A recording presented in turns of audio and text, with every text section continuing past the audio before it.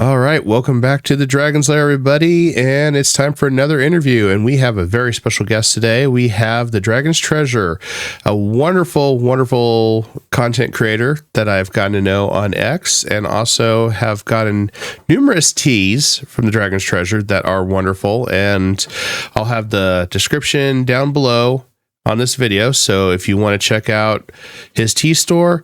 He sells more than just tea, coffee, soaps, and what else do you sell by chance? I recently started making shampoo and conditioner bars.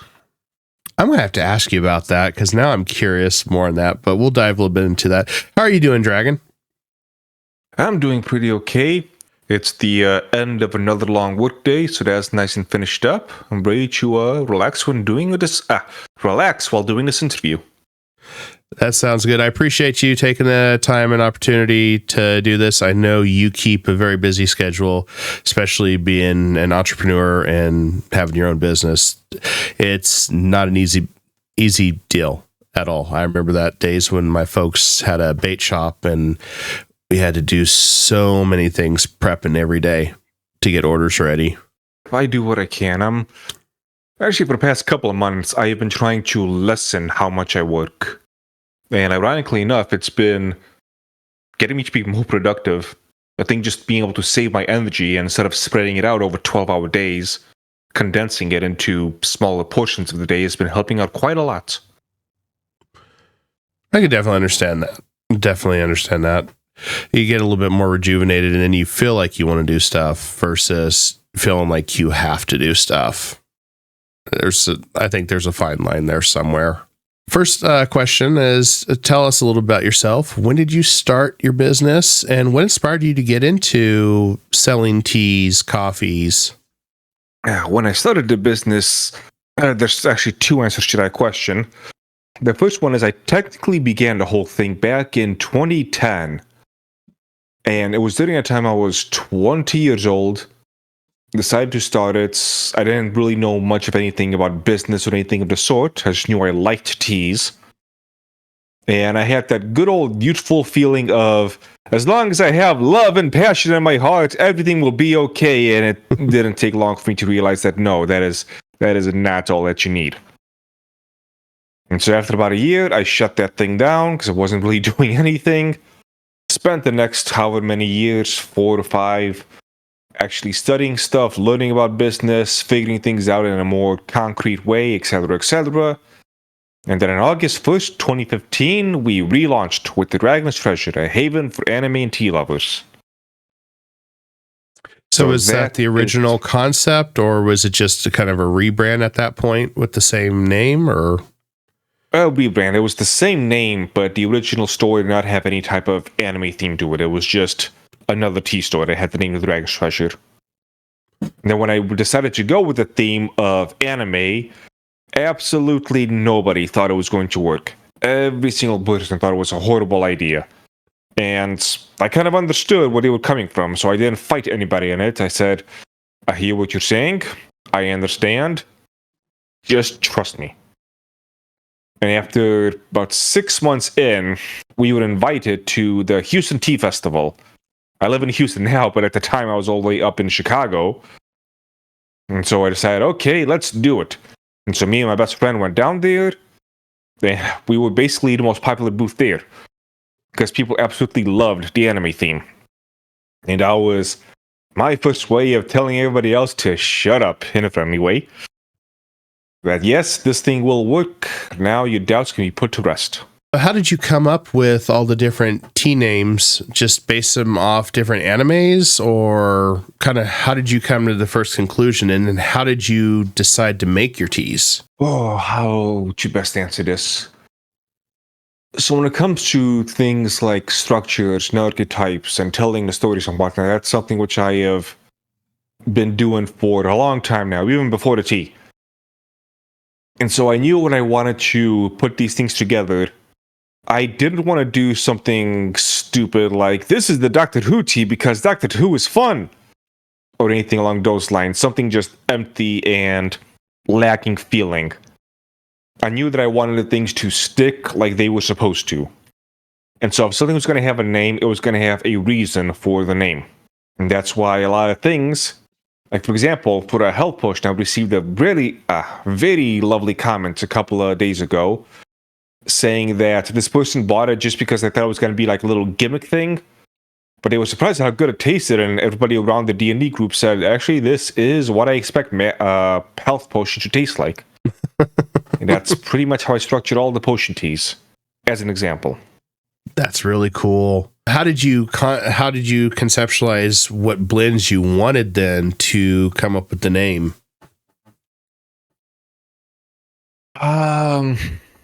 So many examples. So just going with mana potion, to take just one tea as an example.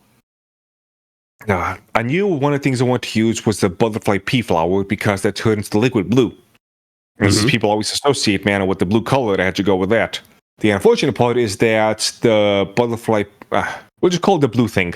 The blue thing, it's got almost like a swampy taste to it.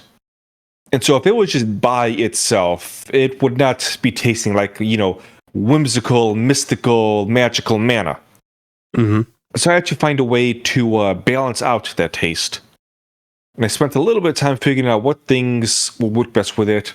One of the first ideas I had was maybe trying it with banana, and that was just because of a mana banana rhyme. But no, that was not going to be a thing. And I thought of what mana would be like, what I would envision it tasting like. Something sweet is what I envisioned. And so I was really settled on the blueberry cheesecake flavored, honey, maple. I think at some point I tried with coconut, but that wasn't working. What else did I try it with? I tried it with, I believe, strawberry at some point. That also wasn't working. Just eventually, I decided on those flavors, figured out the right balance, and made it into a thing. So I'm guessing it's a lot of different experimentation just to roll out a new product. Considerably so, yes. So with the store, there's 3 types of teas which I might have. One which I make from scratch, which is straight from the ground up, like my potion teas. One which is I get it from a wholesaler, but then I modify it in some way, either add more of an ingredient or I add something that they did not include to make it better. Or it's just a tea that is as is. And the teas in which I make from scratch, as you can imagine, are a little bit more difficult than taking already established flavor and just making it better. 100%. How often do you usually roll out a new brand idea for tea? I do not have any type of set schedule. Since this thing is, how can I put this? I'm a tea man first and a businessman second. So the passion of the store and the tea and everything that goes into it, that's the main thing. Obviously, it does not mean that I neglect the business portion of it. I made that mistake, 15 years ago? Yeah, 15 years ago. I'm not going to make the same mistake again. But at the same time, if I don't have the love in this thing, then I don't know why I'm doing it. Oh, 100%. That's one of the reasons why I passed up the selling of the store a month or 2 ago. Somebody offered to do that. And we were just talking about how often you roll out brand names, but yes. you did answer it. And I'm glad you didn't sell the business. Oh God! Even now, there's moments in my finances where I look at the money I need to make for the month, and I think to myself, it would have been so much nicer if I just took the money and let all the stress melt away. But there are things that have to the store which are not based on finances. So I'll need to be in a really crappy place to go through with it. And it's hard to part with something that you built with your own 2 hands. I think that can be sometimes demoralizing too. Yeah. I mean, there will still be a lot of stuff I can continue working on. I mean, I have several stories that are just waiting for me to get the time and energy to work on again. There is the game project, which I can just do as a separate thing from the Dragon's Treasure altogether. There's a lot of other health and fitness things I can just do separately, but there probably would have been some kind of like a clause, like a non-compete clause with this.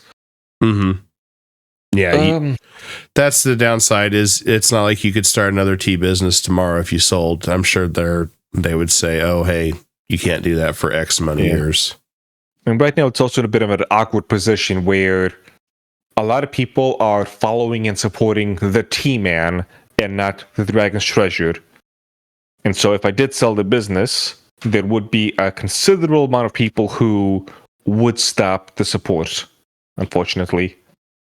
And that would have been a dick thing to do to the guy who was trying to buy it. Understandable. What got you into teas to begin with? What inspired you to decide to do a tea business in general? Was it something you always did, or like all great tales, it all starts with a woman. Oh boy. Back in high school, there was a lady who I fancied and who I spent a lot of time talking with. And she ended up getting a job at the tea store over in... What town was it? We live in Mount Prospect. Oh, it was still Mount Prospect. Yeah, Mount Prospect. So she got the job at a tea store. At that point, I have tried tea, but, very basic, generic, prepackaged in the store, not anything specialty. Just box stuff. Mm-hmm. Then I tried tea at this place, thinking it was going to be the same, and to my other shock and surprise, it was not. So originally I began to visit the tea store in order to visit her, but then I began to visit the tea store to visit the tea. And even to this day, one of our teas is called Crystal's Genmaicha. It's named after Crystal, the person who got me into tea.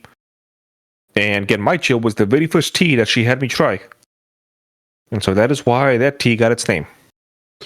That's an interesting story, because I know a lot of people that thought, including myself, that prepackaged tea or instant tea, that's all there was to it. There was, no loose leaf tea or anything like that. And I thought, oh, tea's tea. But one day when I was at work and I was doing accounting, a coworker had all these different teas and he was putting them in bags. I said, "What are you doing?" And he goes, "Oh, I'm making some tea." I said, "Well, I've got instant here. I've got Lipton's in the bag. I just put boiling water. What's the difference?" And next thing I know, he gives me Earl Grey. And, I've watched Star Trek enough, and I was seeing Jean-Luc Picard drink Earl Grey, but I never had it. I said, okay, let me try it. My mind was blown. It was night and day difference. And after that, I barely could go back to instant teas or even just the prepackaged stuff in the stores. I just couldn't do it anymore. So I feel you on that one. It changes you once you actually have true loose leaf tea. Yes. One of the goals I have for the store, you asked me why I decided to open up the store, and there's really a multitude of reasons, like a lot, like more than you would expect. It was just a huge conglomerate of things that all just kind of came together and made me go, to hell with it, I'm opening this thing. And one of the things was that if you look at other tea stores, what's the right word? Pristine tea stores, specialty tea stores, we'll go with that. Mm-hmm. They go towards other people who already know about tea and how tea works and what they like, etc. They use language in which those people can understand, but a common man would have no idea what they're talking about. Like, regular people don't know what a second flush Darjeeling is. Which estate a tea comes from does not matter to them, nor what province a tea comes from in China. Things like that mean nothing to them. Mm-hmm.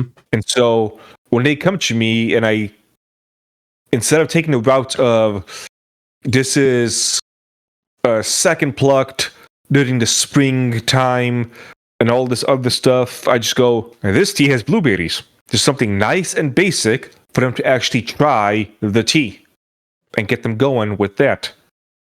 Because business aside, and this has become more of a hindrance on my online personality than it has been a help. Because one of the things I actually want to do, as just personally, is get more people into tea. And unfortunately, online, now people just think I'm just trying to sell my stuff. Like, no, you don't understand! If I didn't have the store, nothing would have changed. I'd still be telling you to drink it. You sound like me. I'm always trying to get people into drinking tea, especially the different types of loose leaves. It's like, guys, trust me, there's tea for everything. But you are absolutely correct on that. The time they pick leaves, the time they cook the leaves. I mean, people don't understand that. Like the black teas have a different level of caffeine in it than the green tea. And then there's the white leaves and then the time they're picked. And if you were to go through that, like you're talking about, most people would be sitting there with their eyes glazed like they were deer in headlights. They're like, I just want tea. And a lot of them don't understand that. And so, yeah, I commend on that idea to simplify it so people understand it better. Because I'm like you, when it comes to tea,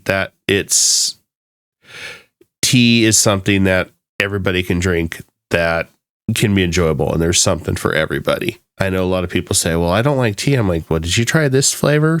Did you try a green tea? And then they try something instead of your traditional black tea. And they're like, this is really good. I said, see, told you. And you don't have to add anything to it. One of the best / most insane things which I do when I go to tea conventions is when you go to tea conventions, people usually make a sample of some tea. And depending on the booth you go to, they'll have between 1 or if they have like a lot of people working there, 6 samples of various teas. For me, I end up making a sample of every single tea that I'm selling, which I usually bring around 60 to the conventions. And so seeing these people running around with just, 1 or 2 samples, then you have me at my table with 60. But it's actually helped quite a lot because, well, I have confidence in the stuff I sell, whether it's me making it, whether it's just somebody I found that actually sells good stuff. Because even if you here's a nice little tip, like let's say just a base tea like Dragon Well. You can get Dragon Well from one store, a second store, a third, a fourth, a fifth, and every single one of those Dragon Wells is going to taste different in some way or another. Like my Scottish breakfast, I specifically chose one particular distributor I have to give me the Scottish breakfast because whatever happens with them, they give me the best. I don't know where they pluck it from. I don't dig that far, but that's one of the ways in which I go about choosing these things. And so, yeah, I have confidence in the stuff I sell. And I've noticed when people get to try stuff, they buy it because I see how good it is. I can attest to your Scottish breakfast because it definitely had a much more crisp flavor than the one I buy locally. I really did enjoy that one. Because sometimes I just go with the basic stuff too. If anybody's interested in some behind the scenes of how I'm able to manage 60 when other people are struggling to maintain the rest, it's because it's evenly spaced out. When I have 60 that goes into... So I make 12 to 16 ounce cups for each of them. Mm-hmm. What I do is I make it upon request. And people usually have low tasting cups, so they try a little bit at a time. And so when I have 60, I can space it out. So if I make one tea, that tea will usually last me a couple hours. Meanwhile, if I had only 1 or 2 samples, I would need to be making a bunch of that sample over and over and over and over again. And at some point, I would kind of get stuck because, well, I got to let the water brew and all this other stuff. Mm-hmm. But when it's 60, it's all nice and spaced out, and that's how I'm able to make all of that work. So did you learn did you self-teach yourself how to make the tea, like blend it, like you're doing like the mana potion, or did you take classes on it, or kind of how did you get started on that? It would not be right to say that I was self-taught because there was things which I studied which led me down the path of making these things myself. And so somebody wrote something down somewhere, which I read, and then I tried to apply it.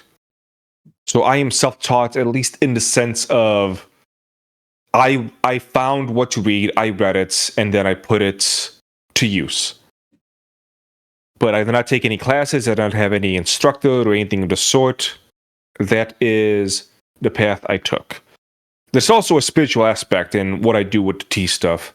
I try and keep it separate from the business because this is not a spiritual thing for most people. It's an anime thing.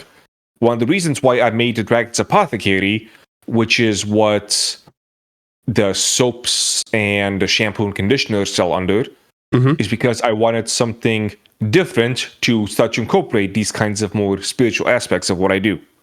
But I knew that Dragon's Treasure is an anime thing, not a spiritual thing, and so I knew how to make those borders and not let those things in. So is tea your first line then? And then eventually added like coffee and then soaps, or how did the rest of that come into play? Yeah, tea was the first thing, and then it was about when was it? It was after I moved to Texas. It must have been 2023, so 2 years ago is when I started coffee. Man, that was a journey all on its own, because I knew nothing about coffee, and I'll still say my knowledge in coffee is quite low compared to other people. I mean, I studied, again, I read up on things, I used friends who are coffee aficionados, and I sent them things like, hey, what do you think about this? And that's how I pretty much rolled with that. But I roasted myself. Learning to use the machine was a thing.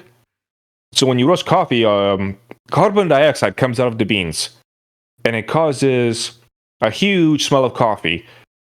You might be thinking, oh, like when I do the roast in the morning. No. It's you need ventilation. And at the time, I didn't know how much ventilation, so I just thought to myself, oh, so if I just turn on the kitchen vent, that'll be enough. I had to open up every window. I had to wait outside for a while to just let everything kind of dissipate because I could not breathe. Like, okay, so I cannot do this in the kitchen. But eventually I figured out a system, made all that stuff work, and as time goes on, I developed my systems more and more. Coffee used to be a huge hassle, and now it's a less of a hassle. It's still a hassle, but nowhere near as bad as it used to be. I got a nice little system set up so things can go smoother than they used to be. Or the coffees, just a quick follow-up on the coffee. So is every bean then a kind of a different flavor? Do you have to add certain types of flavoring to the coffee, or how does that all work for anybody curious about coffee? It's all its own thing. I don't do any blends myself. They're all just what do you call it? Single origin. I don't even know the freaking terminology to it, but it's just I get them from a supplier, and the way I choose the coffee is I'm not a coffee guy. So if I can drink it and I can potentially enjoy it, then I assume other people would as well. And so far that has worked out quite well. I've not had any complaints about the coffee. The only thing which I mix is I have the blueberry cheesecake coffee, and that one is good. I use the same flavoring that I put in my mana potion. And so that's the only thing which I make myself, quote unquote. So none of the stuff already comes roasted. You have to do all the roasting for all your beans? And yes. How long does that take you to get prepped up for that? To get prepped up, not too long, just a little 5-minute setup. Then the actual roasting itself. So if it was just a 12-ounce, just one 12-ounce bag I got to make, 2 cycles on the machine. Each cycle is about 10 to 15 minutes, and then got to give it a few minutes to cool down before I can start it up again. And so on average, it's about 30 to 40 minutes to make a 12-ounce bag. But I'm not working those entire 30 to 40 minutes while it's roasting. Most of the time I can go do something else. And then when I get the beep, beep, beep, beep, beep, beep, telling me that it's getting at a high temperature, I can go and I can start pressing buttons and monitor it and all the other fun stuff. When you roast it, the way you gauge if it's going to be a light, medium, or dark roast is based on the cracks. So when it heats up, it does the cracking, and that's when the carbon dioxide comes out. It's based on the cracks that you decide. When it's still early on with the cracks, that's when it's going to be a light roast. Shortly after the cracks kind of stop, or at least settle down, that's going to be a medium. And then a few minutes after that, and potentially with the second cracks, which are much lighter in sound, that's when you get the dark roast. And you just taught me something I knew nothing about when it comes to coffee beans. Yep, and it's stuff which I didn't know myself.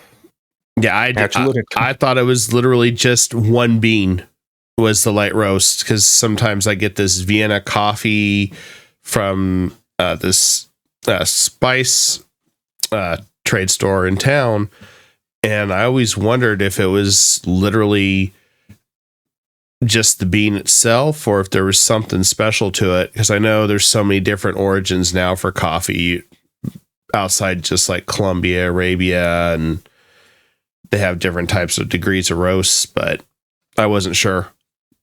Yep, for light, medium, dark, it's all the same bean. It just depends on how long you roast it. It's like tea, actually. With tea, it's all the same leaf. It just depends on how long you, well, there's multiple processes that goes along making a tea, but it just depends on how long you leave things and how quickly you, how can I put this for just normal viewers? How quickly you stop things. That determines if it's going to be a white tea, a green tea, oolong, or black. That is really cool.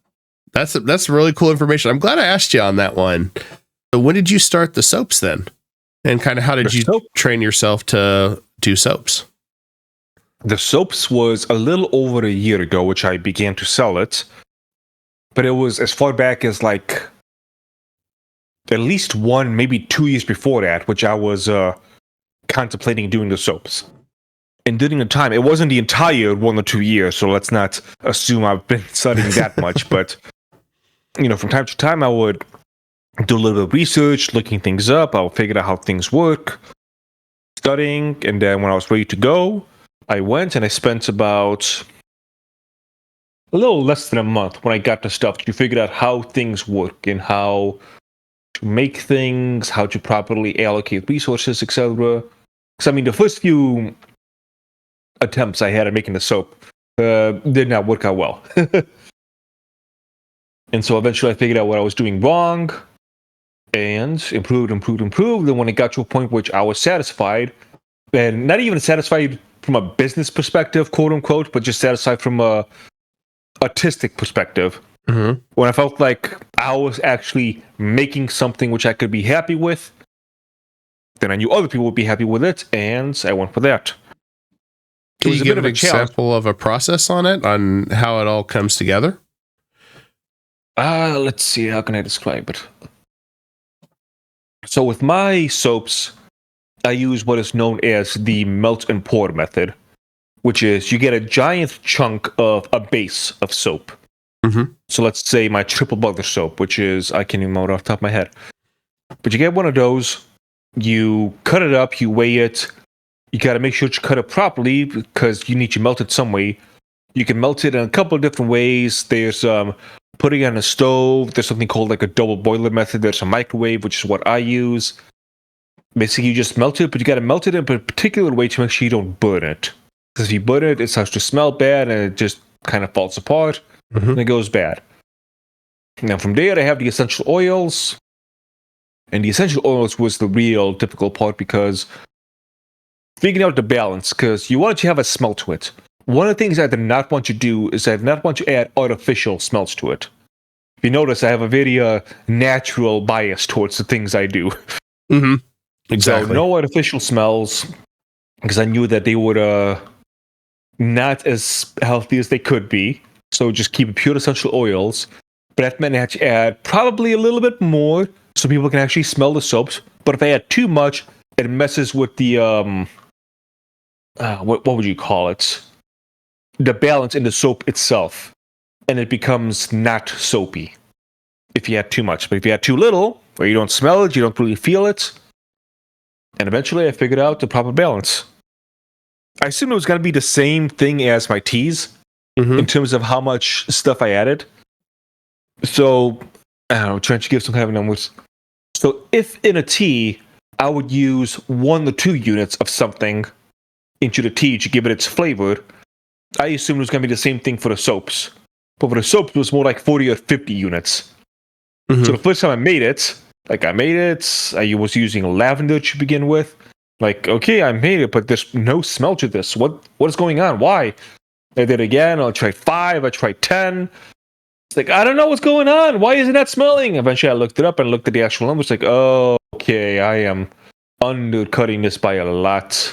Well, crap. And then also there's also the colors. There's a few different types of coloring methods. The one I'm using is I've recently changed actually, which gives it a little bit more vibrant coloring. There's these little color blocks that you can get that you can kind of scrape off and throw it in there when it's nice and hot. It soaks in. There's also these pigment things. There's also I think the one I'm using is called mica powder.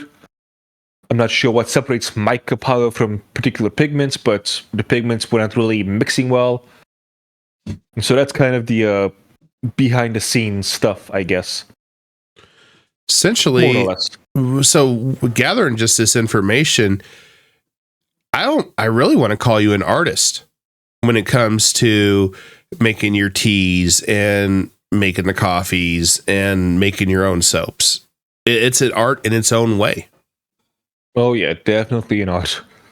And it takes a lot of creativity too.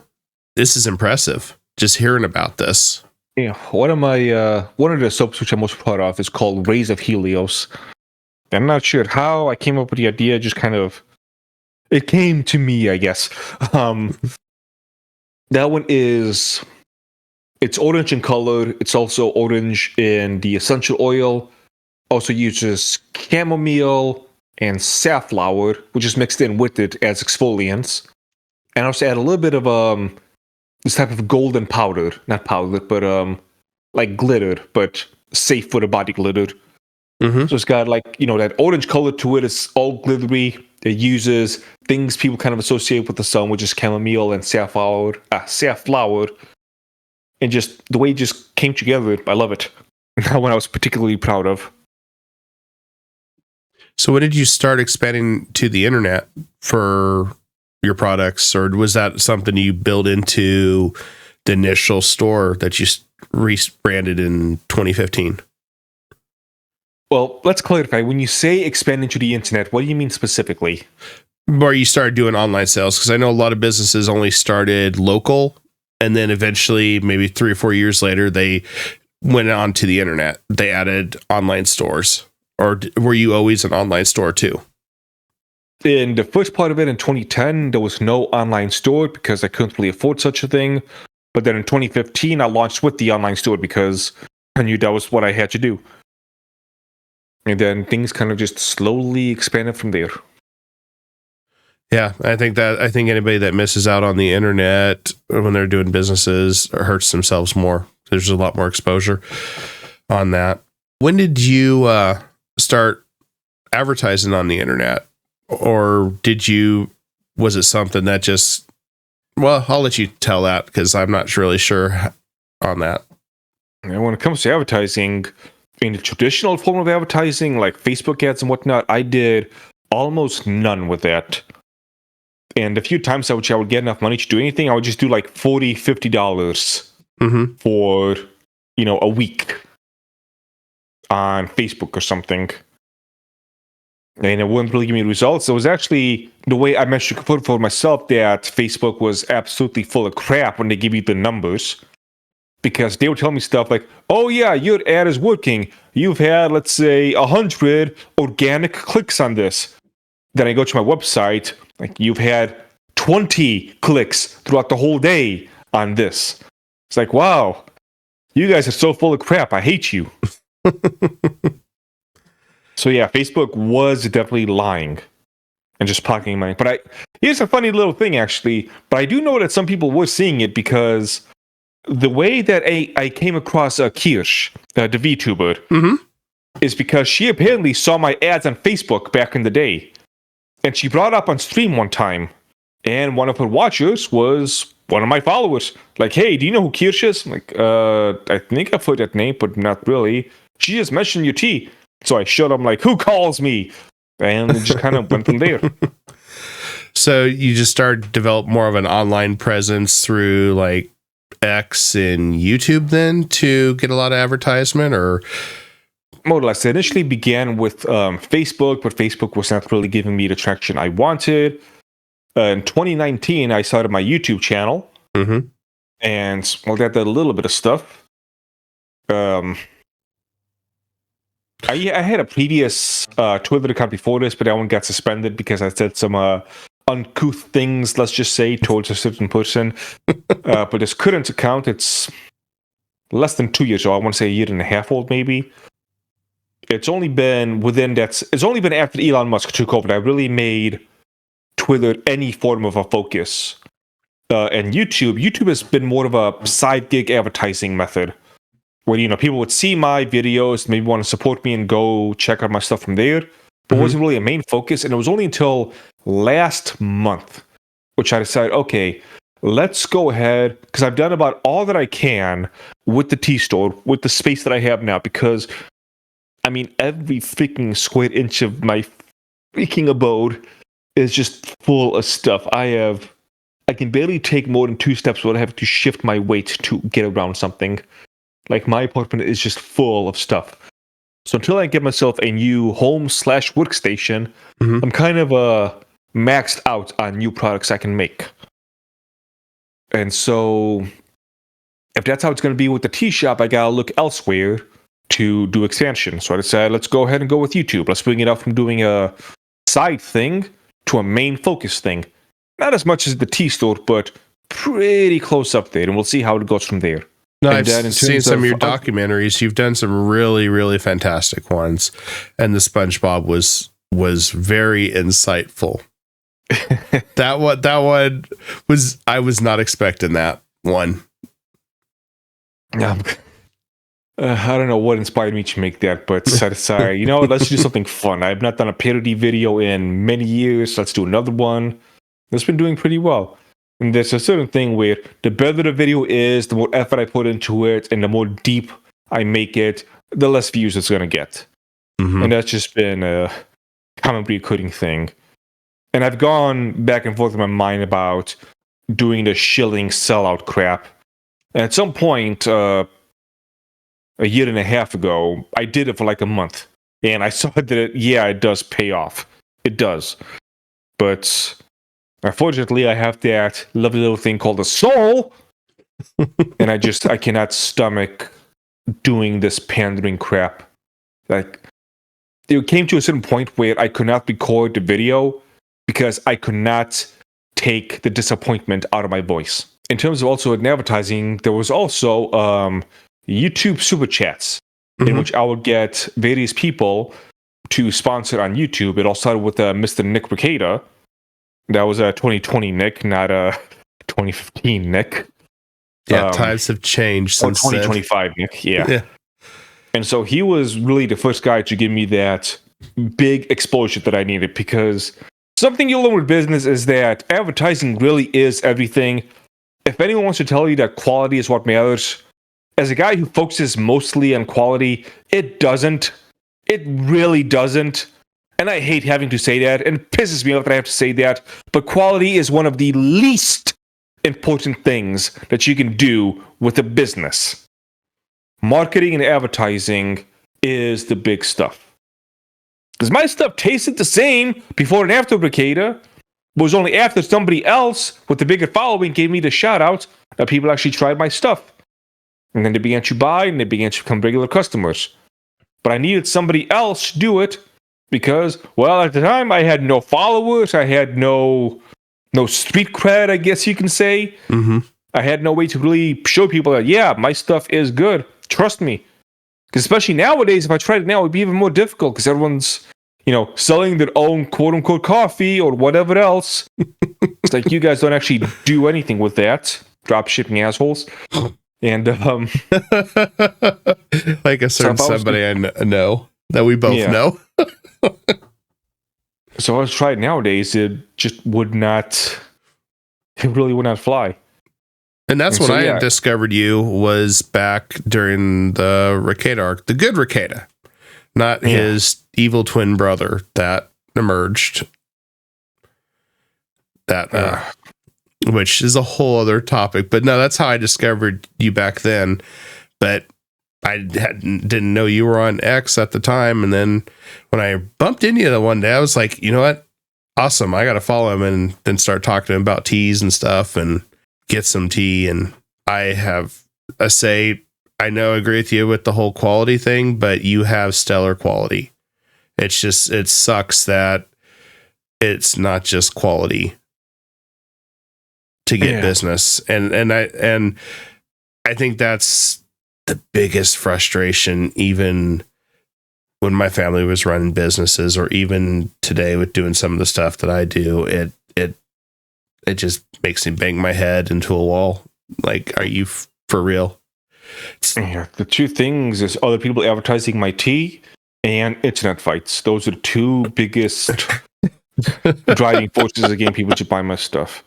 And I'm not, the second part, I'm not saying that I like it. I'm just saying it is what it is. When I started my tea shop, initially, there was no type of culture war nonsense involved in it. I kept my stuff completely separate from that. And after a while, I kind of, because the stuff which I talk about and I rant about, I am passionate about because it's a pain in the ass to say this because I have no real proof. So this could be just some internet guy talking out of his ass. But I was fighting what you people call the culture war before the culture war existed, before they had a name, before SJWs were a thing. And way back in those days, people thought I was just boxing at shadows. It's like, what are you talking about, T-Man? Nobody's going to say being fat is healthy. That's not going to be a thing. T-Man, I don't know who this Epstein guy is. There's not running all over the government. Why are you talking about this stuff? You're crazy. And now, all these years later, well, if only I posted more on the internet, people would have believed me. Or I would have had some kind of a paper trail. Actually, no, I wouldn't, because I've been banned so many times from everything that I would not have had a record of it. But the point is that, like, I was well into that stuff, but I want to keep the business separate. It's even a potential neutral ground, if you would. But and then that's so hard to do. Yeah. And then one of those people trying to be nice about it, who are very confused about the gender, who's following me on Facebook. So to give a too long to read the whole situation, is some dude from England posted an article on The Guardian, I think it was, about how tea is horrible, tastes bad, bland, awful in color, etc. Nobody should drink it anymore. And so I posted with an angry emoji saying, "Who wants to join me in a lynch mob?"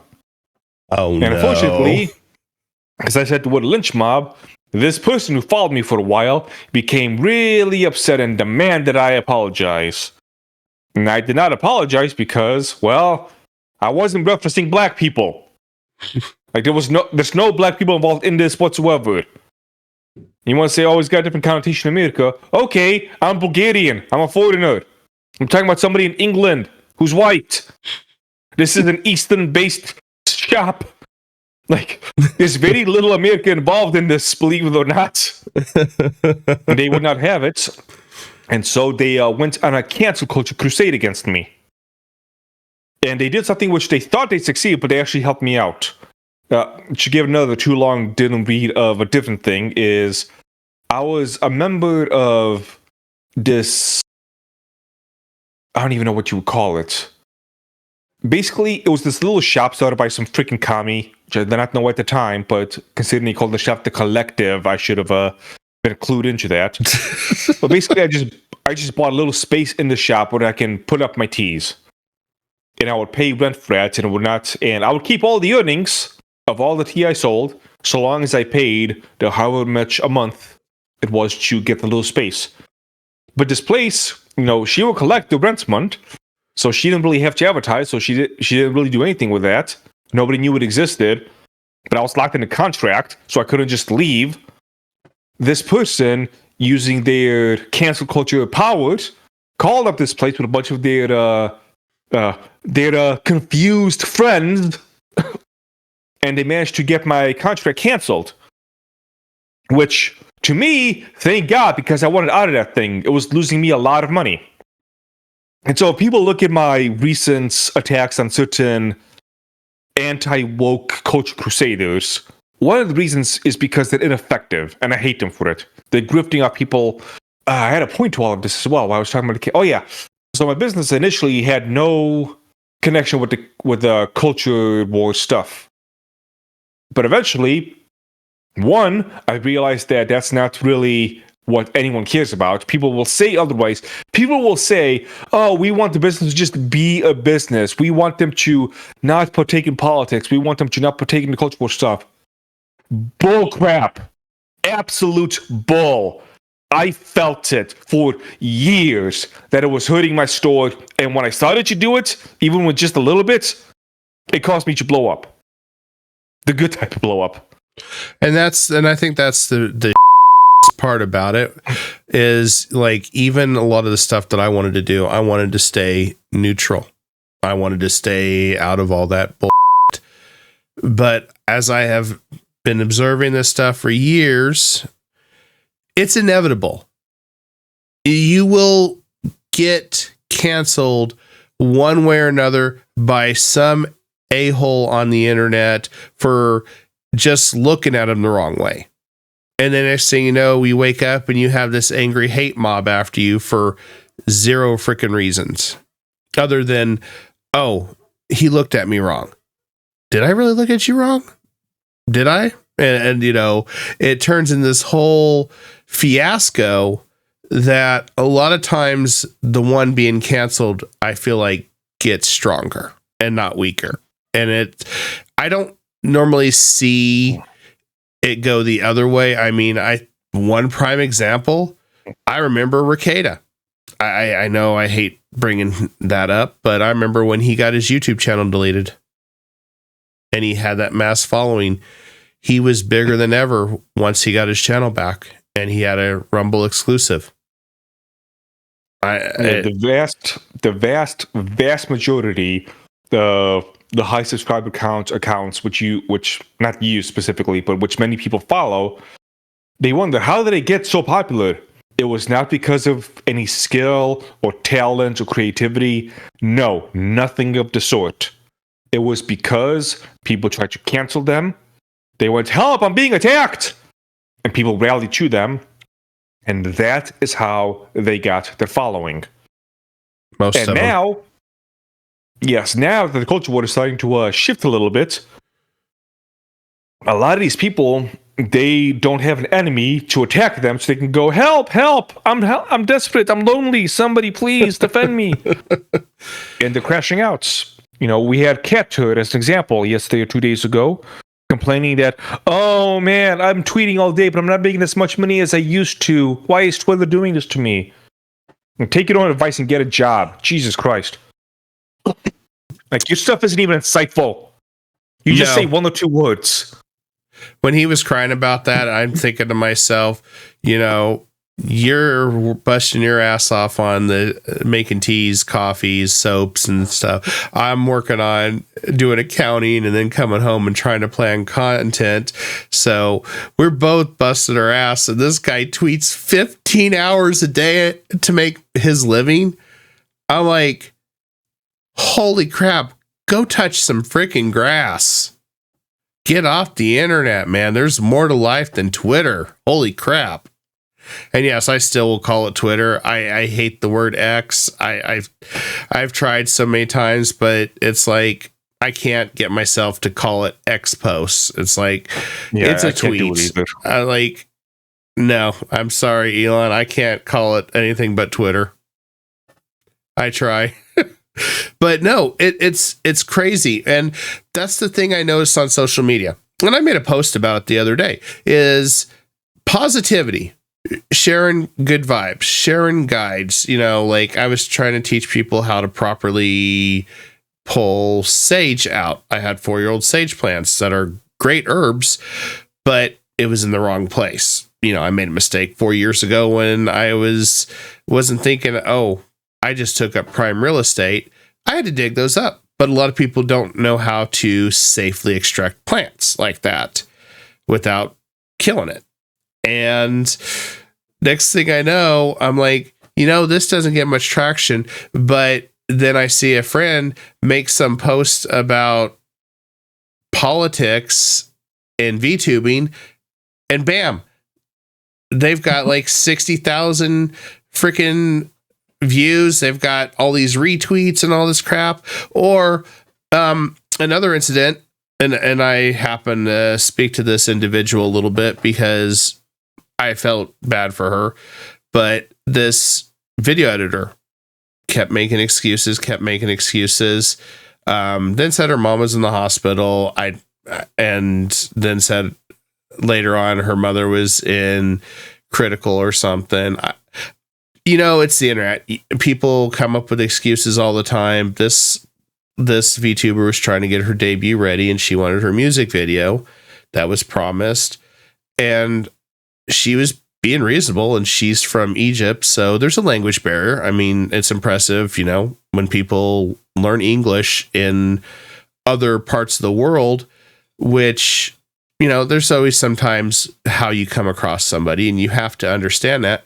Well, this editor gets mad, I guess sends her half the video, and next thing I know, I guess she took the video, asked her friend to do something similar to this because she still needed to get it done.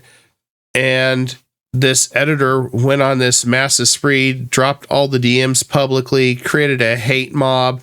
They were stalking her YouTube, stalking her Twitch, and just all up in arms. So I looked at the account. It was a 300 follower account. And this thing just kept ballooning, and I'm just like, what shit, X? This is what gets views? Not positive stuff, but somebody dropping a ton of DMs and somebody's dirty laundry, which is unprofessional to begin with. They should have hashed it out privately. And that was the one thing that I got really angry about. I said, it's a business. This is a business transaction. It should have stayed private. And it should have been hashed out business-wise, saying, hey, you duplicated my video. I'm going to strike you or whatever until you take it down because you didn't pay me. None of this stuff should have ever went public, because now it's became a hate crusade. And that's what grew. Now, I don't know if my friend's going to survive it. I hope she does, because she's distraught about it. But I told her, I said, welcome to the internet. I said, if you're going to make it, this is going to be the test. Most people crack under this type of hate mob. And you have to try to understand that you cannot apologize to them. The moment you apologize to them, they will keep coming for you, and they will keep wanting you to beg for mercy. It's like some sick, sadistic personality bullshit. And I think she's going to be all right. But it was just that post of dropping DMs that just blew my freaking mind. And I'm just like, this is the shit that is the only way you grow or get promotions on YouTube. Like this, or not YouTube, but on X, which could relate to subs on your YouTube channel. Like, this is bullshit. One of the reasons which I have been stepping away from the quote-unquote anti-woke crowd, which expands beyond just video games and anime, like people like CatTurd as well, pretty much any of these talkers, is that I realize that if you want to be able to have a good effect on the culture and society, you got to be able to create something to put in place, to give people something to turn to. And a lot of these anti-woke people, the conservatives, the I just want to play games crowd, they did it for many, many years. And so I've been trying to almost no success, but I've been trying to get people to move towards something along those lines, as opposed to if you don't like that commies have taken over everything and made everything worse, then you have to be able to put something in place to replace the commies with. And nobody seems to want to do that. What they want to do is they want to give the commies attention, make videos on them, talk about their tweets, talk about their articles, talk about what they've made, talk about what they've done. But they themselves cannot make or produce anything. Without the enemy to fight, they have nothing they can stand on. And those are the people which I want to get rid of in these movements. And by get rid of, I don't mean get them banned. I mean have enough people leave them and stop watching them, so they'll eventually either evolve or crumble. Yeah, and to correct and just clarify, because I understand what you're saying. When you say get rid of them, you just want them not to have as much influence or clout to basically brainwash people. Melanie Mack, she's one of those that I found was extremely hypocritical. It was, the whole Stellar Blade thing when she was like, "Oh my God, censorship's bad," and carrying on about that. Then as soon as the election's over with and they all seem to think the culture war is over now and all this crap. And then she suddenly turns around and says, "Oh, well, having, beautiful women in skimpy clothes or whatever is gooner bait." And you just spent the last several years carrying on about how censorship's bad. Now you're turning around and pushing for censorship again. You're no better than everybody else that wants censorship. I think the world would be better placed if we didn't have censorship on a lot of things. Now, there's certain things that there needs to be censorship, and there's certain things that, should be squelched out entirely. But, we won't dive too much into that. There's just things that is not cool in any spheres. And I'm sure you can probably think of one that I'm thinking about without saying it. Per YouTube. Funny. But, if worrying about beautiful women is the issue, you've lost the plot. And she lost the plot. And then all these guys that were all, against anti-censorship jump in. And then it's great when people start pulling skeletons out of their closet, such as the Pokemon guy, which we won't drop his name, but that one I had to laugh my ass off about when somebody found those tweets and said, "Is this you?" Like, well, that turned interesting quickly. But those are the problem. All of them used the grifting and complained about everything without creating. The one person that I admire out of all and I don't know if I could really ever call him a grifter at the start, but he fought culture war and stuff. Eric July. But he put his mouth or money where his mouth is, and he built a comic book industry. Unlike all the others that said, "Oh yeah, I'm going to release these books," and then they rather spend every night doing podcasts where they're just sitting there attacking other people, and then just taking somebody's money and says, "Oh well, the product's in delay." Meanwhile, Eric July's got a lot of comics that have came out. He's got a successful multi-million-dollar industry, which all those guys absolutely hate. Yes, and it's just jealousy because it's like they didn't bother to put in the work because they'd rather sit there on a microphone and bitch about cancel culture or, "Oh my God, they're a sellout," or whatever. No, I think it was beautiful what he did. And I think that's what more people should be doing. It's the same with the gaming industry. If you hate the gaming industry so damn bad, why don't you make a game? Why don't you start spearheading a company to get games out that people will enjoy? If you think that they're going to enjoy it, do it. Stop being on the internet. Stop sitting there trying to find every little drama. "Oh, I forgot. It's easier to make an X dollar by creating drama or to make 5 videos a day bitching about the same premise every day." Dragon, I couldn't do that. I originally thought about covering a lot more news when I started the Dragon Media, but I'm like, I don't want to be like Vera Dark or The Quartering or any of them doing 5 videos a day. That's nothing but negativity. That is trying to find something to grift, to bitch about. It's like, that hurts my soul because I think we should be creating than destroying. And that's the one thing that pissed me off so much. And that's why I love doing these type of things more than anything else. Once in a while doing a roast on the internet for the stupid stuff people do is great for a laugh, but it's not something that should be every day. It's one of the difficult things which I have still not figured out the right way to do it, is that everybody is craving negativity and whatnot. So I'm trying to find a way to basically trick people into thinking they're going to be getting into something more negative, and then basically blindsiding them with something that's not. And that's, if you master that, let me know how you do it, because I have tried hard to figure that out, and I don't know how you can do it. The video before the last one, The Importance and Destruction of Beauty and Aesthetics, the original title, which is going to be The Importance of Beauty and Aesthetics, I added the and destruction part as an attempt to do the clickbait. To get people wanting to find out about, something's being destroyed, let me find out about this, because that makes me happy. Yeah, this notion of just people who only are able to complain and look at the other guy but not do anything themselves, I've been noticing that since, 2015. It's one of the reasons I started the damn store.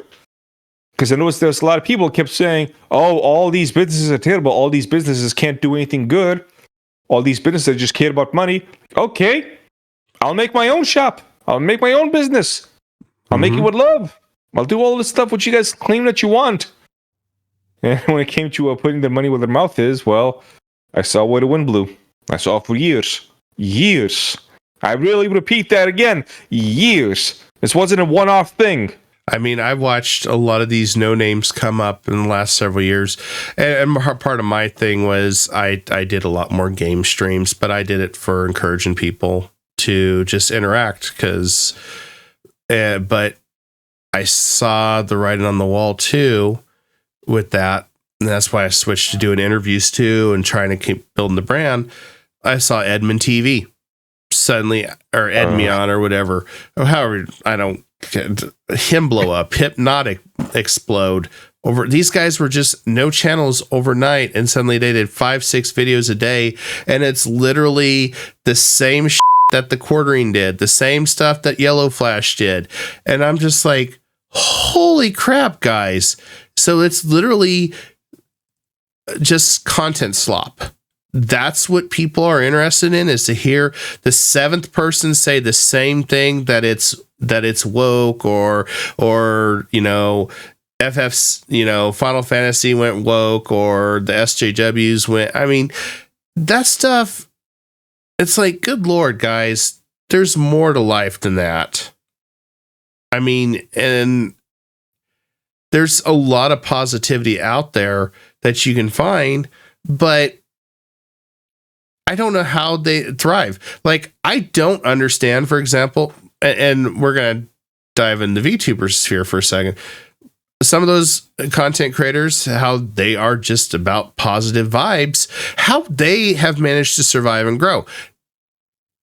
Like Iron Mouse is one that I've watched for a long time, continue to grow and grow and grow. But she's a lot about positivity and stuff, especially with her illness and stuff. But she's able to do it.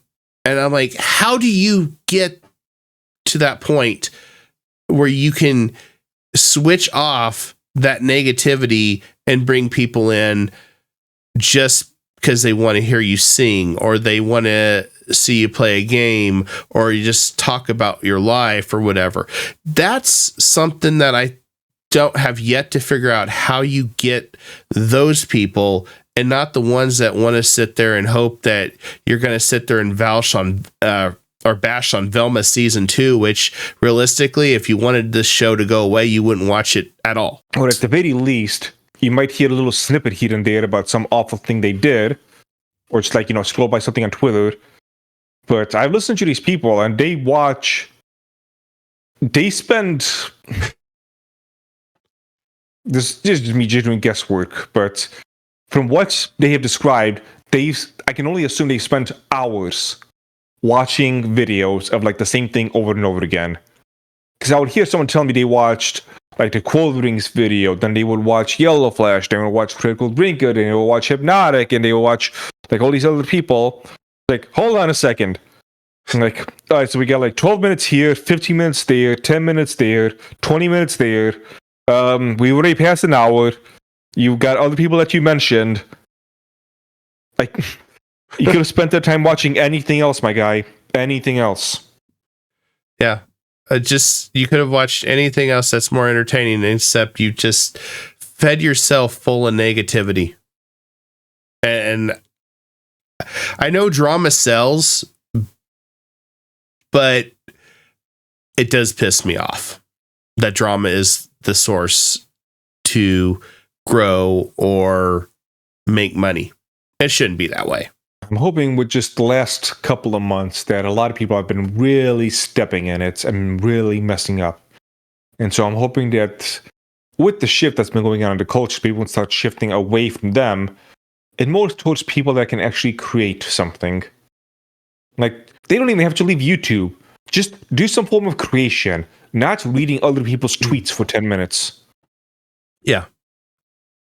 Because one of the things I've noticed in the past couple of years when I've been moving away from these people, I'm moving towards things with more insight, things that are a little bit more thoughtful, things that have more effort put into them, I guess you can say. Those people generally are not right-leaning. Like, the topics are not left or right, but, you know, you look them up and you see what the topics are. Like, could be like a fitness guy who talks about fitness stuff. And you see that actually, well, they're not leaning towards the right, but they're actually creating stuff. Mm-hmm. And the things to pick up is that occasionally something comes out which makes you think, that one was a little bit lefty on that. So let me just look this up real quick. And with the rights, they can't do anything. No. And I've grown very, very tired of playing this game as somebody who just wants this culture war to actually end, not continue so I can grift off of it. So I have a lot of things I could be making instead. And if people shifted towards creators who actually create, oh man, I'd be living in a golden era. Oh, amen, brother. Amen on that. I mean, I think one of the aspirations that I think a lot of people can look at is like HoloLive. They don't do politics. They create. Or they have their characters where they play games, or like I watched their whole GTA thing where they were role playing. It was hilarious. And it was just something fun. Sure, everybody's watched a GTA video over and over, but they added a little pizzazz to it that made it hilarious by doing shenanigans that their characters would do. And that was fun. And that's something that I was like, why can't we have more of this?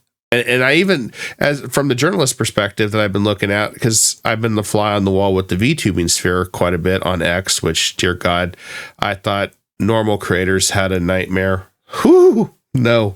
That's why I'm glad that HoloLive has some explicit orders to keep them out of drama.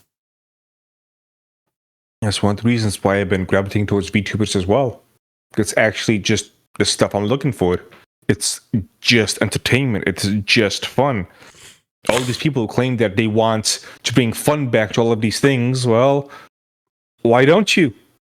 All these people who love to quote the thing, don't ask questions, just consume product and get ready for the next product. How is it any different than what you do on YouTube? Yep. And so VTubers is my lovely break from all that insanity. Yeah, that's where I found a lot of passion. And one of my best friends I met is a VTuber content creator, and that's the one cool thing is we've kind of bridged the gap between people that aren't VTubers like myself and him, and we do shows together. I mean, we've done silly house hunting videos where we're looking at why somebody would pay $10 million for this house. It was just something fun because he's from Germany. They don't have the kind of insane house prices. Most of them live in apartments and things like that. They don't have as much land rights like we do here. But then you see this house and it's got this giant 10-foot open window that you could just watch somebody just run right through, like some Last Action Hero. It's like, who the hell would pay for this? So, and that was And I liked that type of comedy just because it was fresh and it wasn't bitching about, oh my God, Assassin's Creed Shadows did this today. Assassin's Creed Shadows did this today. I got so tired of hearing about Assassin's Creed Shadows. And it's just like, guys, if you hate this stuff so much, stop talking about it. Stop giving it recognition. All you're doing is empowering it. I remember the Hogwarts Legacy game. I remember the whole J.K. Rowling situation. I stayed out of a lot of that. But I wondered why everybody was flipping out about Hogwarts Legacy. And I'm like, okay, it's a wizard game. And I remember Veridark and all these guys really in this culture war trying to save it and all this crap. And it sold millions, and they all gave themselves credit for exposure on it, which I think it would have still sold quite a bit because Harry Potter has a huge following. But when I actually played the game, I didn't find it as great as everybody else thought it was. I mean, it felt like I was playing Batman basically with wands and magic. And then at one point the monsters were kind of just the rehashed same thing. And the story, other than I think it was Alistair. I think it was his fall to using dark magic. The story itself was not as good, but then here comes the Game Awards. The next thing you know, all of them are screaming, well, Hogwarts should have been Game of the Year. It sold this many copies. And I remember responding to a few of them, says, but really, was it that good of a game, guys? Really, if you look down deep into it, was it really anything that was out of the box compared to some like Baldur's Gate 3 that was something for everybody, that really didn't shove politics in your face and had a lot of variety to do? Nobody would answer that.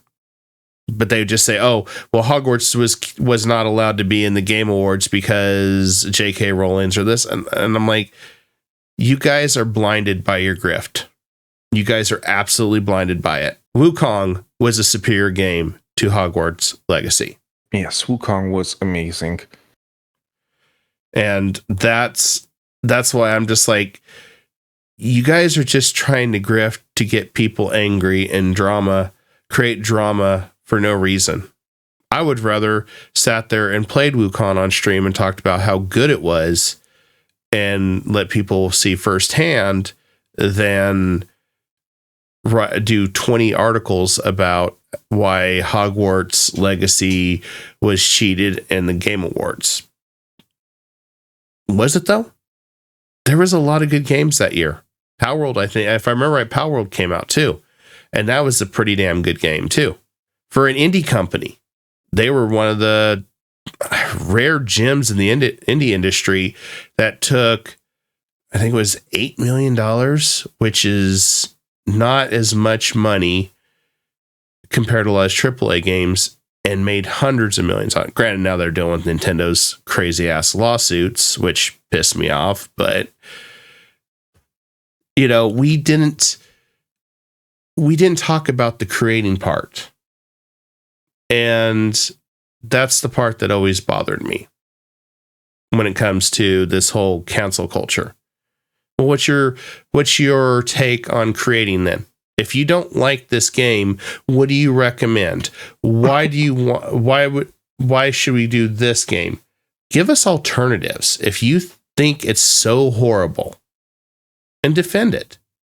Don't do 20 articles on because IGN said it's blah, blah, blah. I can't stand it. And I think as content creators, that's the hardest part that we have today, is we've got too many grifters that are drowning out good creation. I can't think of anything else to say which has not already been said today. Just my current struggle is to figure out how to grab those people who are just looking for negativity and trick them into the positivity.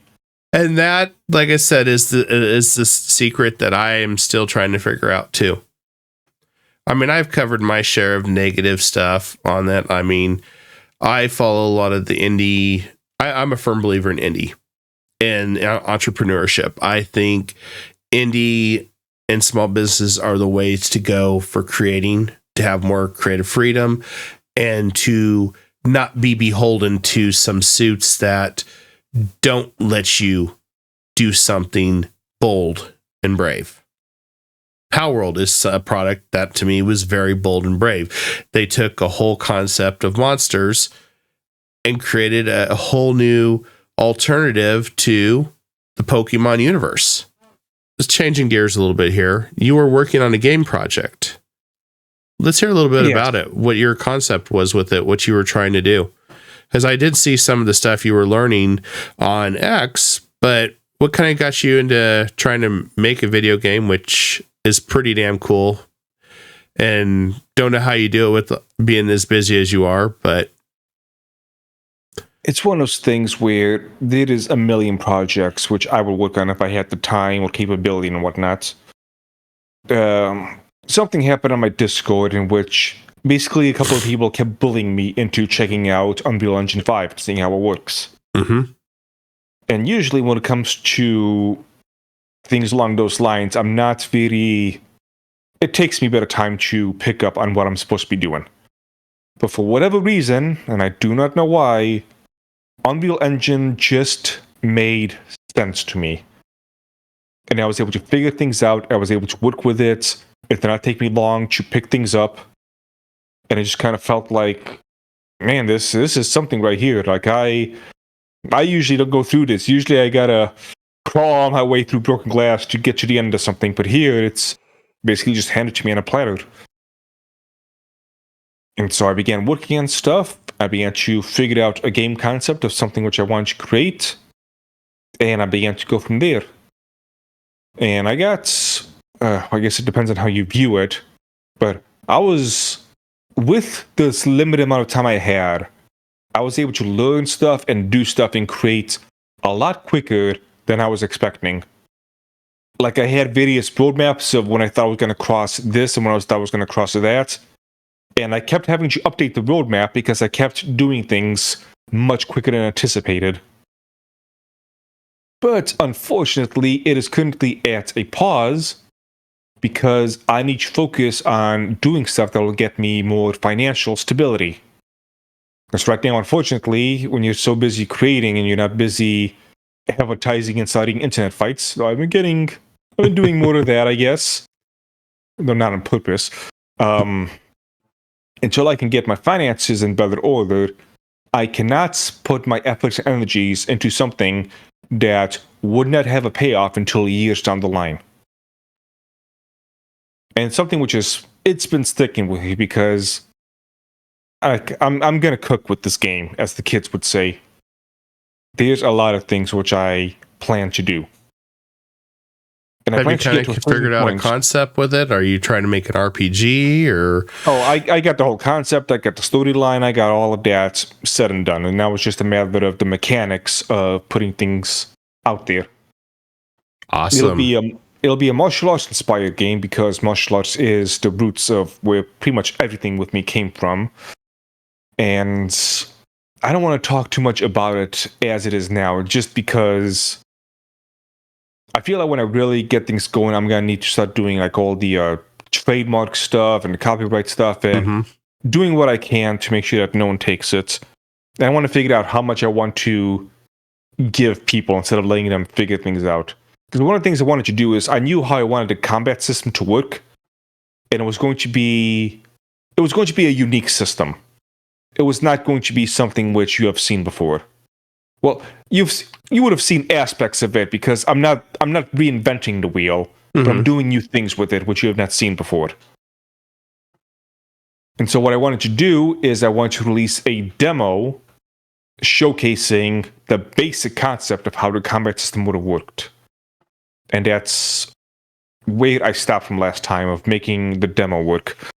I'm sure at some point, if you're watching the videos, you saw a character doing a bunch of random combos in a row. That's what it was for that. But yeah, until I can get things nice and stabilized, it's gonna unfortunately have to be on the back burner until, well, things can get going good again. Well, I will say one thing. I definitely admire you not, not do it. Granted, I know you would complete it, unlike certain people on the internet. If you did a Kickstarter or Indiegogo, but I can understand if you didn't do that, why you didn't.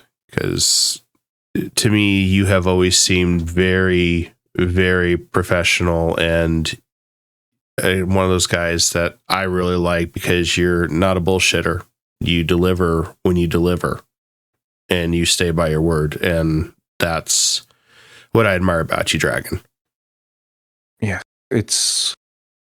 I knew at some point I would do something like that, but not until after the demo. Until I can actually give people something to chew on, something to see. Give them an actual representation of my vision. And then I can talk about, okay, let's go ahead and make this happen. And I think that's the better way to go than just saying, hey, I'm making a game. Here's what it's going to be. My goal is $1 million. like some guys that we know in the Griftosphere. I don't know if you want to talk too much about this, but I'm kind of curious. You brought up that martial arts was kind of a big foundation and meaning in your life. Would you like to elaborate a little bit more on that?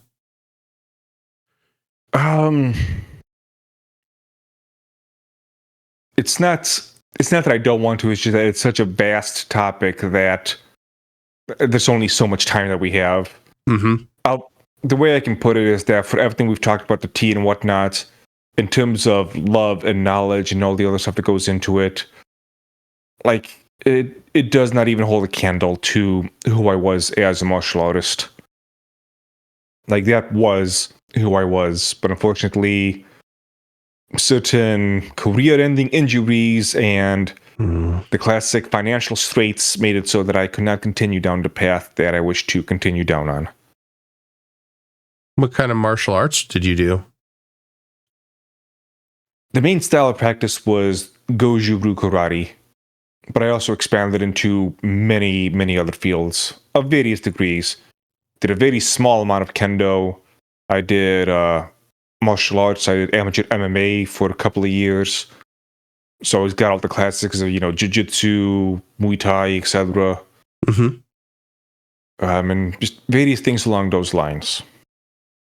That in itself, I did a little bit of Taekwondo when I was younger. It's a lot of discipline.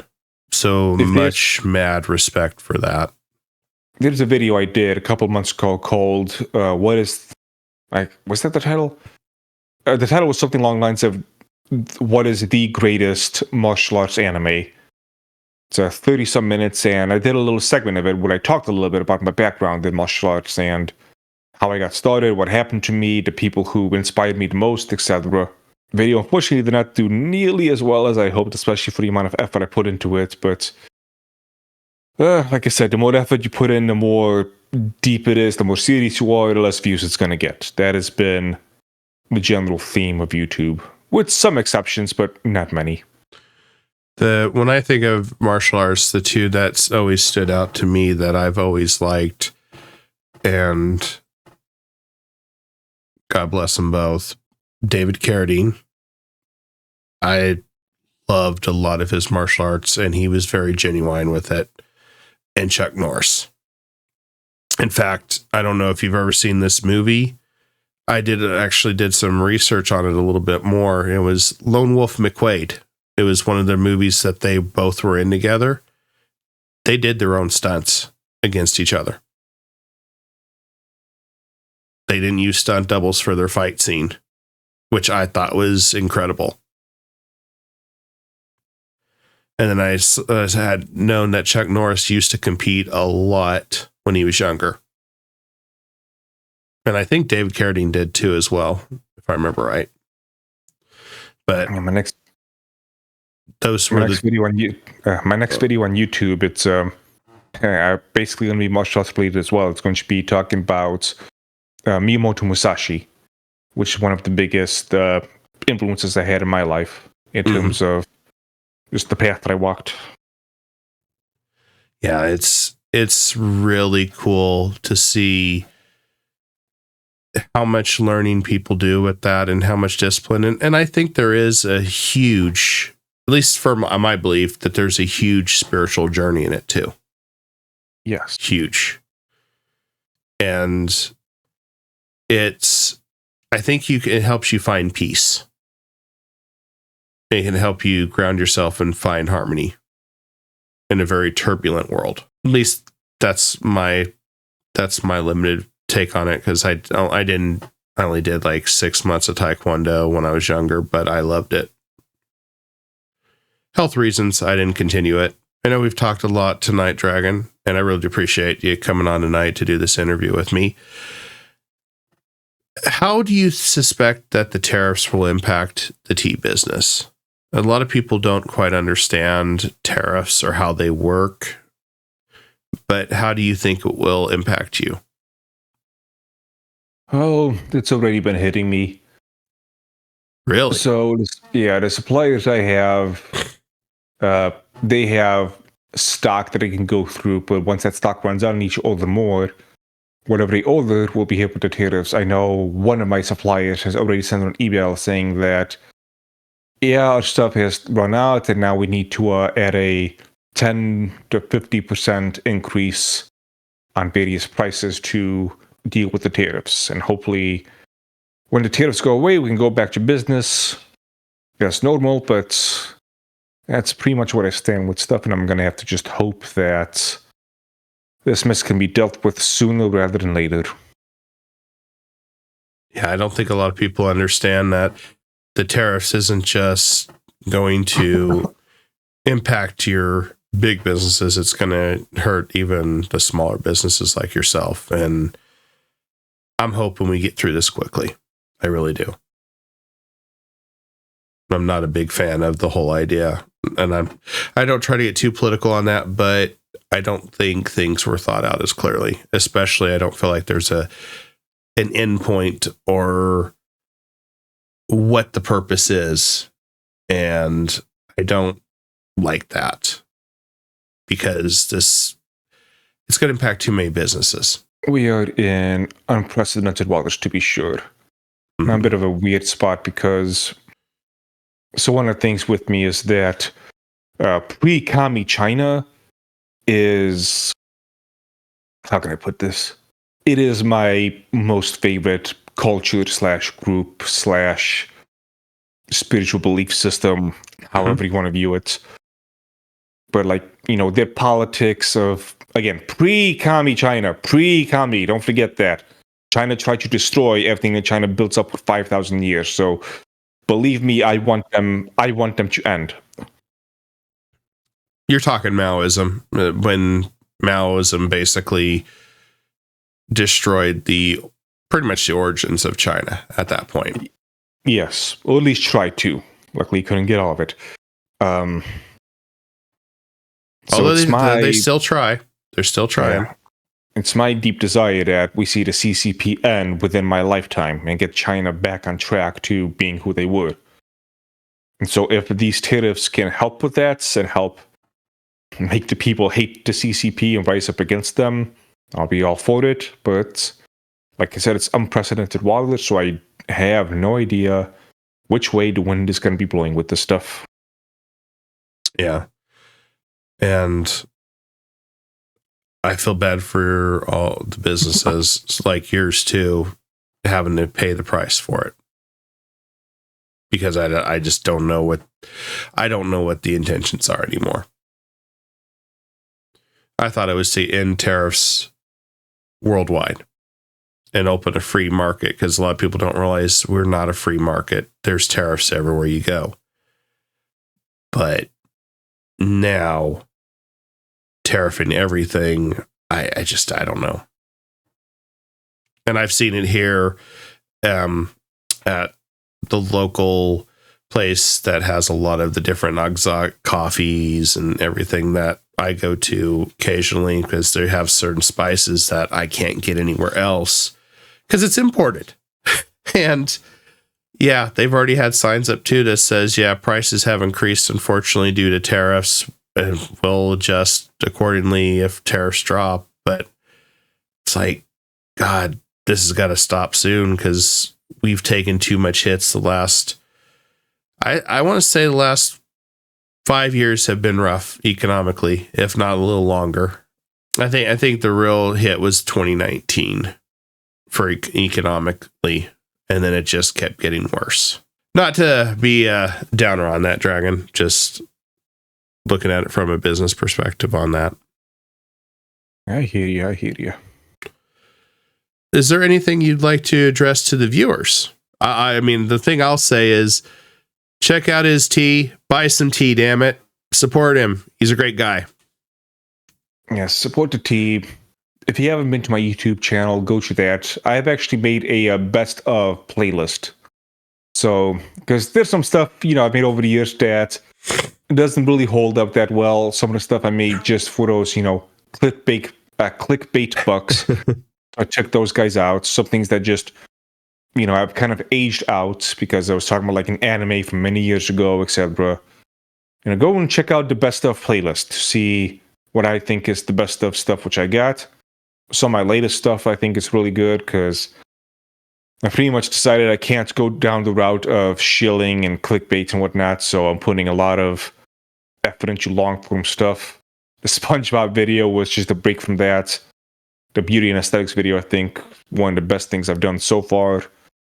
The Miyamoto Musashi video was going to be broken up into 2 parts because I thought it was going to be like a 10 to 14 minute thing, just me going over all the various feats that he has accomplished. But, for the guy who has inspired me for 20 years, I guess I had a little bit more to say than that. Very understandable. And if you want to support someone who actually creates stuff, well, I'm here and I've been ahead of the curve on all of this stuff. I've been too ahead of the curve. Because I've been doing stuff which people nowadays are saying they want to see more of, but I was doing it like 10 plus years ago. And nobody cared 10 plus years ago. So I'm hoping that eventually there'll be some kind of a synchronicity between the crap I've been doing and what people want. I don't know how to probably word this without sounding like an arrogant bastard, but everyone, whether or not they want to admit it, keeps looking for somebody to come and save them from all the madness and whatnot. Somebody who will help make all the economies go away, etc. But they keep finding people who only care about the bottom dollar, who keep caring about their bank account. And that's the only thing they're really concerned about. I am not one of those people. I am somebody who, despite, the damn near destitute life I've been living so far, I'm still doing the things that need to be done, somehow. And I've sacrificed a considerable amount. So at some point, when I get to that level where finances will get taken care of, and I can just work on stuff normally without having to worry about making payments and whatnot, you will start to see the things in which you want to see other creators do. I'll take care of it. I think it's a powerful message because I think a lot of people need to see more creation, not destruction. I really do. And I think the world will be a better place because I've always thought when you said that, the reality is the only way you're going to save, nobody's coming to save you. You have to save yourself. And in order to save yourself, you have to look for the good and find the good. And a lot of the good is in creating. You have to save yourself, but sometimes you kind of need some help with that whole saving yourself stuff. And people keep turning towards people who really wouldn't, when push comes to shove, they really won't care about you or what you're doing as long as they get paid. Yep. And we know a lot of them in the Griftosphere, unfortunately. Well, I know we could dive deeper into this, but I know that we're running about 2 hours. We may have to do another topic sometime, Dragon, on anime, since I know you and I both are big anime lovers and have a talk about that. Says I feel like we could probably talk for a couple hours on anime alone. Yeah. All right, everybody. Thank you for listening on this interview.